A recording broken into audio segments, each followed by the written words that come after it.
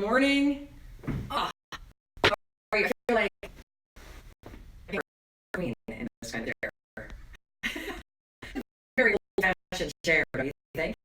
I don't know anybody that has drugs. I'm not in Carlsbad, California, and I am a tennis award to give speech for not or you are watching coffee my broadcast where I give you the push go back a little bit differently, and when you get changes.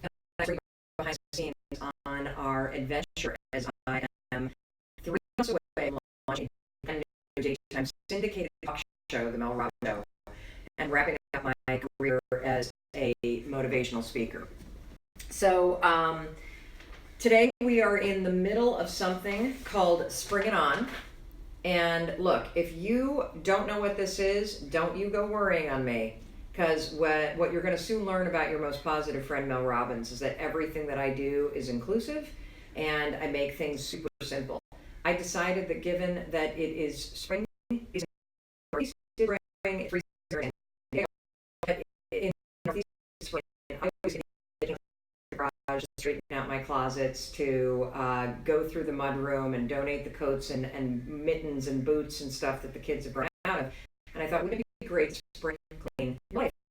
Take a look at your friendships, to refresh your routine, to reset your mindset, and to update your habits. So that's exactly what we're doing. And you're watching a video that was created during week 2 of Spring It On. It is never too late for you to get these materials. You're not behind. You're super lucky because you've bumped into something that could have a positive impact on your life. If you want to, it's free for week 2. Go to melrobbins.com/springiton, baby. melrobbins.com/springiton. And we'll send you an email that will contain not only a link to last week's work and the playlist that you can watch with videos all about friendship, cleansing friends, and cleansing toxic behavior in yourself that is impacting your friendships, because relationships are the most powerful thing in your life. This week, and you will get this in the email, we're going through a routine refresh, because how you start your morning determines how your day goes. That's right.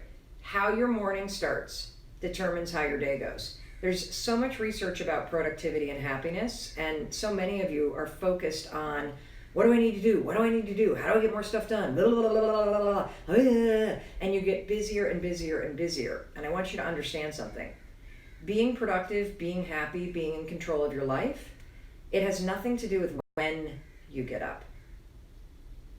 It has everything to do with how you get up. And so a routine refresh is something that you have to do. You have to do it because you must have a morning routine. If you don't have a morning routine, your entire day will get hijacked. If you don't have a morning routine, you're going to wake up behind, you're going to wake up stressed out, you're going to wake up and make a major mistake, which is you're going to let the world come into your brain and set your priorities before you even put yourself first. And so a routine refresh is critical. Even if you have a really profound and robust morning routine, it's always important for you to consider what works for you now. Because as your life changes, your routines need a reset. They need a refresh. They need an update, okay? So today I'm taking a question from, and again, if you want this sucker, just go to melrobbins.com/springiton. There's nothing to buy. We don't email you all the time. We send you an email once a week, and this is a program that you can do, an experience that you can do at your leisure, on your own. You don't have to manage anything. We're going to make it really easy for you. So the question today comes from Janine. How do I jumpstart my mornings in order to have a productive day? If I do get up early enough, I don't know what to do with my free time. And I end up starting something that I can't finish before I have to go to work, and then I'm flustered for the entire day. How many of you feel that way? Maybe you get a little burst in the morning, and then you're flustered because you can't finish it, and then you feel like you've got something that's incomplete. How do I find a balance of getting the kids ready for school, making sure the house isn't a total disaster after breakfast, and then getting myself to work on with my day without feeling like a total nutcase? Hallelujah, sister. There are certainly mornings that I feel that way, and there are certainly mornings that you're gonna feel that way.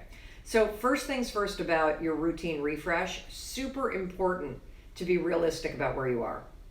If you're at a point in your life where you have little kids and the morning rush is the equivalent of what it might look like inside a warehouse facility where UPS is shipping packages out of, and there's tons of things to manage and to locate and to organize and to get out the door in the right order at the right time, this might not be the time to take on running for an hour before the kids get out the door. You know what I'm saying? You need to be realistic. Can you get up a half an hour earlier? Of course you can. Absolutely. And you should. If you're waking up into the chaos of the morning, the first thing I would recommend is go to bed a half an hour earlier, turn off Netflix, stop with the couple glasses of wine, and actually go to bed a half an hour earlier and wake up a half an hour earlier. And when you wake up, you're going to get up, you're not going to look at your phone. And what do you do during those first 30 minutes? Well, I have a morning routine that is backed by science. You can check it out at 5secondjournal.com. And I believe that we have, if you look at exercise number 3, so day 3, this is really, really good. Is this exercise 3, day 3? Yes, okay.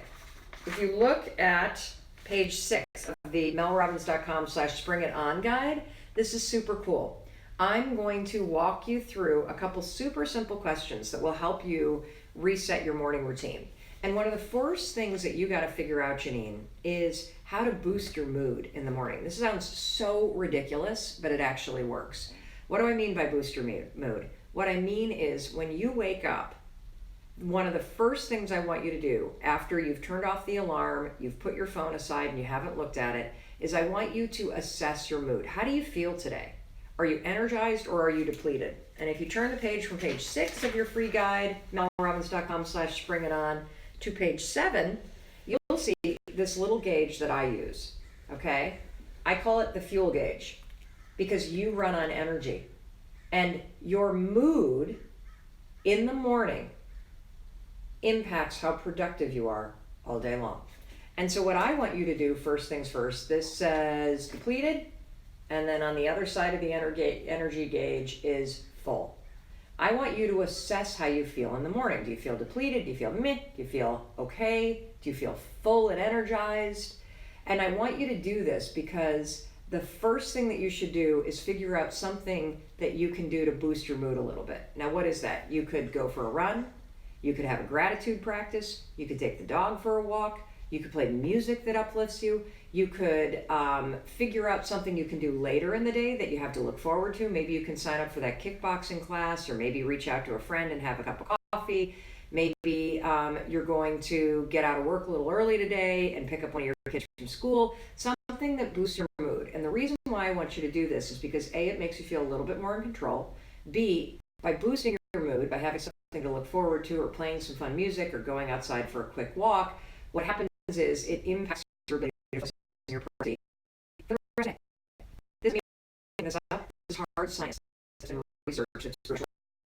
The other thing that I want you to do, and look, we also down here, if you don't know how to boost your mood, at the bottom of this free PDF, this awesome week workbook for week 2, melrobbins.com, you'll see all kinds of research-backed ways that you can raise your energy without having to go run on a treadmill, okay? So this is here for you for free. That's one of the things that you should do and that you can do. And I also give you some things here that I love that help me feel more energized. These are books that you can come to. One of your books, which has a little essay, the 2 pages, every 2 pages, really ground you in feeling grateful. Even though you get things out there. So, you know, you might have a conversation at work, that when you ground yourself in boosting your energy, and you ground yourself in feeling a little bit of gratitude, okay? Like one of the things I heard somebody the other day, and I can't do it, you know what the guy said? I woke up that it's a great day. That is pretty cool. And your friend, even though I'm the most popular person you probably know, I don't even know that. At least I didn't used to. I do it now, and it's had a profound impact on my life. some of the other live streams is super important. Pick one thing that matters to you. So you've woken up, you didn't look at your phone, you've done one thing to assess your mood, you figured out something you can do to boost it and feel a little more energized. Now pick one thing that matters to you today. And here's the thing. If you've got little kids, if you've got to get people out the door, if it's important to you that the dishes that are from the morning aren't left there when you get home, then don't start doing other stuff because you're setting yourself up to fail. Just pick one thing that you're going to work on today at some other point during the day, and then let go and surrender into the morning. I find that so many times in my life, and I bet you feel the same way, one of the reasons why change doesn't work is because I'm not making the change work for my life. I'm not being honest about the fact that I'm a single mom and I've got 2 kids and they're this big and we got to get them out the door, and the hours between 5:30 in the morning and 7 a.m. feel like I'm running a marathon at 95 miles an hour. That is not the time frame that you are supposed to be taking on major changes in your life. That's the time frame where you're supposed to be present. You got to do what you need to do because this is the phase of life that you're in, and you can manage your self-awareness and you can manage who you're being and how you're showing up during that 90-minute stress stretch period, okay? And if you do need the time for yourself, which I'm saying you do, you take it either right after you wake up, a half an hour before the madness starts, you're gonna have to get up earlier, or you take it right after you drop off the kids. And that's what I used to do when my kids were really little. I could not get myself organized first thing in the morning, so as soon as they dropped them off, I would sit in the school parking lot with my little day planner on my lap, and I would take 15 minutes before I commuted into work to plan my day, to think about what was important to me, and to figure out something that I could do that would make myself feel a little more energized. And typically, because of the constraint of having small kids and going to work and just having that 15-minute window, what that meant is it meant acknowledging that I had done a good job. I'd gotten the kids out of the house. I'd actually gotten the dishes into the dishwasher. I had remembered the lunches. I had remembered the backpacks. I had dropped them off on time. Those were all wins, by the way. And acknowledging the wins in my morning became something that energized me every morning. And then I think, what's one thing I want to make sure I spend a little bit of time making progress on today? That's it. And I might find the time at lunch. I might find the time sitting in the car waiting for the kids to get done with soccer practice, whatever. That's how you make it work when you're in this phase of your life. And you're probably making yourself wrong for not being able to do more.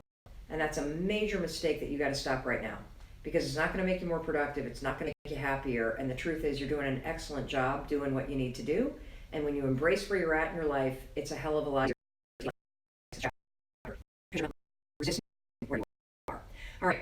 I got a motor because somebody's going to knock on this door any second and tell me it's time to go to this massive speech I got to give here in Carlsbad.